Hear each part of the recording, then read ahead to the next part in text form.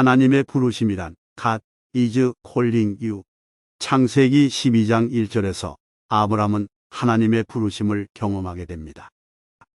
여호와께서 아브람에게 이르시되 너는 너의 고향과 친척과 아버지의 집을 떠나 내가 네게 보여줄 땅으로 가라.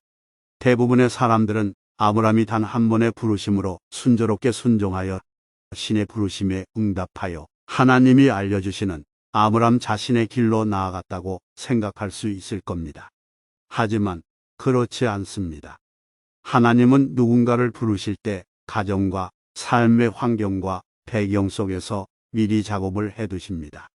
좀 더 우리 인간이 하나님의 부르심에 가까이 응답하고 나아갈 수 있도록 길을 준비해 두신 겁니다. 물론 극적인 환경 속에서 부르시는 경우도 있겠지만 그 또한 그 환경을 허락하신 하나님의 뜻이 있는 것입니다.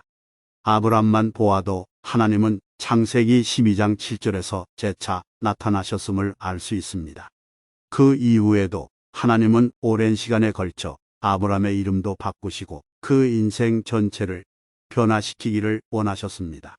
그는 더 이상 자신 혼자만의 인생이 아닌 하나님이 도구로 사용하시기 원하는 하나님의 손길이 역사가 투영되는 사람이 되어야 했습니다. 오늘은 이 얘기를 하고자 하는 것이 아닙니다. 하나님의 콜링 부르심이 우리에게 임하는 과정에서는 일회성의 부르심이 아니란 겁니다. 아브람처럼 환경을 만드시고 부르심에 적극 우리가 응답할 수 있도록 미리 예비하시며 재차 거듭 말씀하시고 알려주시기 원하십니다.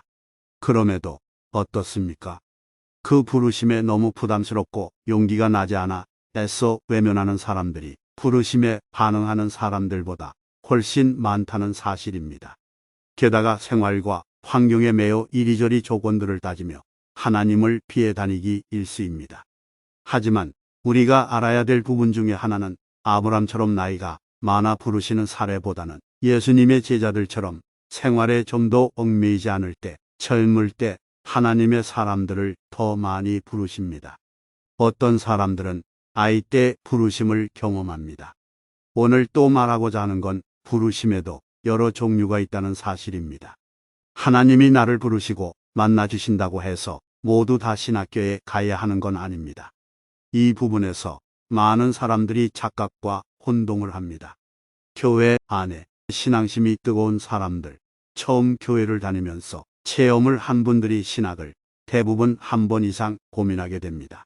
그러나 그중 대부분은 신학이나 목회자로의 부르심은 아니란 사실입니다. 자신의 길을 찾아가는 과정에는 오랜 시간이 필요합니다. 하나님의 콜링을 분별하는 데는 더 많은 시간이 필요하지만 응답은 짧게면 족합니다. 다만 그 의지가 지속되어야 하겠지요.